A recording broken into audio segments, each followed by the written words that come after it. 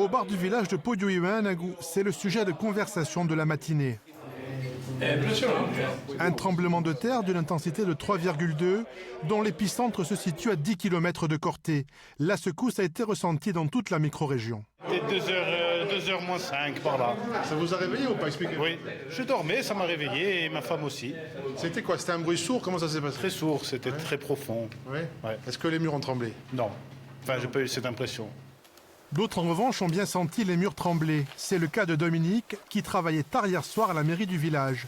Ce n'est pas la première fois que le centre corse connaît pareil phénomène.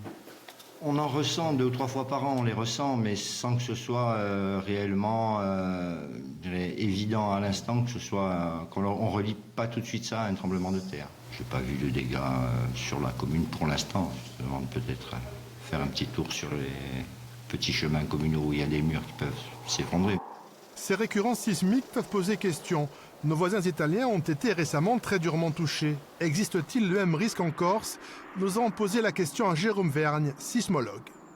La Corse est considérée comme une zone à aléa très faible. Le risque associé au séisme en Corse peut venir, on va dire, de séismes, je vous l'ai dit, qui étaient un peu loin des côtes, ou de séismes nettement plus loin, par exemple au nord de l'Afrique, qui pourrait, là où on peut avoir des séismes de magnitude supérieure à 7 et qui pourraient générer des vagues de tsunamis. Mais ça, c'est des phénomènes, si vous voulez, qui sont rares.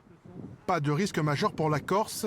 Le séisme le plus important s'est produit en mer au large de Bonifacio en 2000 avec une magnitude de 5. L'un des 10 séismes les plus importants recensés en France depuis les années 1900.